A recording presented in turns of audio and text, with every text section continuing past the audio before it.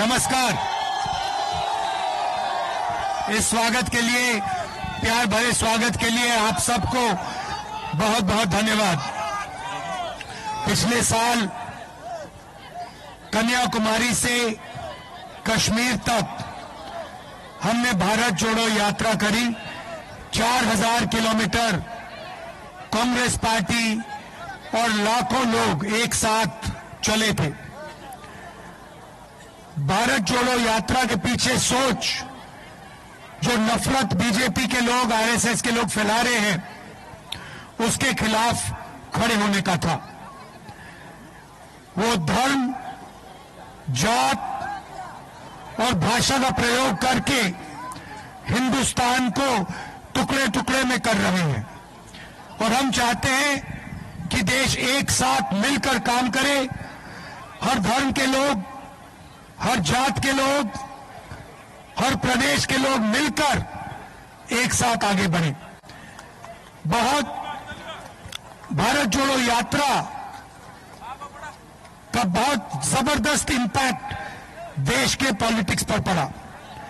लोगों ने हमसे कहा कि देखिए, आपने कन्याकुमारी से कश्मीर तो यात्रा कर दी, मगर नॉर्थ ईस्ट में, असम में, उड़ीसा में, बाकी प्रदेशों में आपने नहीं की।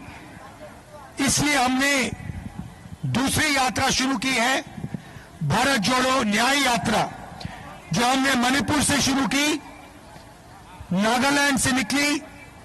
अब हम असम में 8 दिन आपके साथ चलेंगे, आपकी जो समस्या है उनको समझेंगे और जनता के सामने, देश के सामने आपके इश्यूज को हम रखेंगे। इसके बाद असम से अरुणाचल, अरुणाचल से बंगाल, ये यात्रा महाराष्ट्र तक जाएगी। तकरीबन 6000 किलोमीटर इस यात्रा का डिस्टेंस है। इसमें हमने न्याय शब्द जोड़ दिया, क्योंकि हिंदुस्तान में, असम में और हिंदुस्तान के हर प्रदेश में जबरदस्त तरीके से अन्याय हो रहा है, भयंकर अन्याय हो रहा है। मणिपुर के बारे में आप जानते हो, पहली बार एक स्टेट में सिविल वॉर लागू है।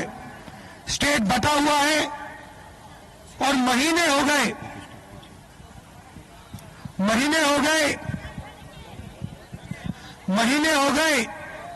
प्रधानमंत्री आज तक मणिपुर नहीं गए हैं।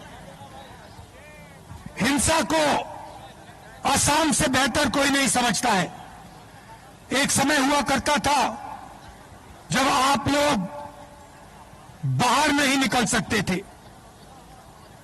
हिंसा थी, नफरत फैली हुई थी, लोगों की हत्या हो रही थी। और याद रखिए कि कांग्रेस पार्टी खड़ी थी, कांग्रेस पार्टी ने हिंसा को खत्म किया और असम के लोगों को जोड़ा। और आज बीजेपी और आपके चीफ मिनिस्टर असम को बांटने का काम कर रहे हैं। आप जानते हो, मुझे कहने की जरूरत ही नहीं है कि शायद हिंदुस्तान का सबसे भ्रष्ट चीफ मिनिस्टर, सबसे करप्ट चीफ मिनिस्टर असम का चीफ मिनिस्टर है।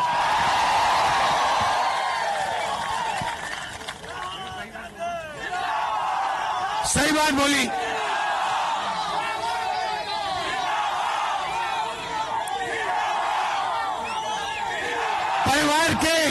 परिवार के सब मेंबर, चाहे बच्चे हो, वो स्वयं हो, उनकी बीवी हो, कोई ना कोई करप्शन में सबके सब लगे हुए एक साथ। और वो सोचते हैं, देखिए, वो सोचते हैं कि पैसे से पूरी असम की जनता को खरीदा जा सकता है। क्योंकि उनको पैसे से खरीदा जा सकता है, इसलिए वो सोचते हैं कि पूरी असम की जनता को पैसे का खरीदा जा सकता है। असम की जनता पैसे से नहीं खरीदी जा सकती। कोई कीमत ही नहीं है। असम की जनता शंकर देव की जनता है। उन्होंने आपको रास्ता दिखाया है और आपने बाकी देश को रास्ता दिखाया है। देश के युवाओं के सामने सबसे बड़ा मुद्दा बेरोजगारी है। मैं अगर यहां सवाल पूछूं युवाओं से, यहां पे असम में इस मीटिंग में कितने युवा बेरोजगार हैं? हाथ उठा के दिखाओ, ये देख लो। जहां भी आप सवाल पूछोगे, हिंदुस्तान के किसी भी प्रदेश में पूछो, आपको बेरोजगारी ही बेरोजगारी दिखाई देगी। 2-3 उद्योगपतियों के लिए सरकार चलाई जाती है, चाहे एयरपोर्ट्स हो, पोर्ट्स हो, कृषि हो, इंफ्रास्ट्रक्चर हो। नरेंद्र मोदी ने सारा का सारा अदानी जी के हाथ कर दिया और यहां आपके चीफ मिनिस्टर सारा का सारा अपने हाथ कर रहे हैं।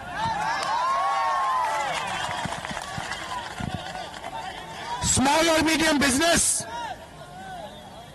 जिससे रोजगार बनता है, उसको जीएसटी और नोटबंदी से खत्म कर दिया। नतीजा है कि देश के सारे उद्योग एक के बाद एक बंद हो रहे हैं, पब्लिक सेक्टर खत्म हो रहा है और युवाओं को रोजगार नहीं मिल रहा है। ये युवाओं के खिलाफ अन्याय है।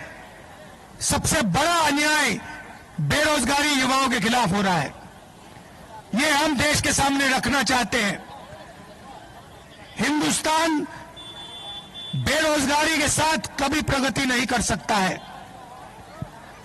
हमारा वायदा है, कांग्रेस पार्टी का वायदा है कि जो सरकारी वैकेंसीज हैं उनको हम पूरा भर के आपको देंगे और जो छोटे स्मॉल और मीडियम इंडस्ट्री हुआ करती थी, जो आपके यहां इंडस्ट्री हुआ करती थी, उसको हम फिर से रिवाइव करेंगे और युवाओं को रोजगार देने का काम करेंगे। आपने अपनी पूरी शक्ति इस यात्रा को दी। हजारों लोग आज हमारे साथ चले, इसके लिए मैं आपको दिल से धन्यवाद करना चाहता हूं। नमस्कार, जय हिंद।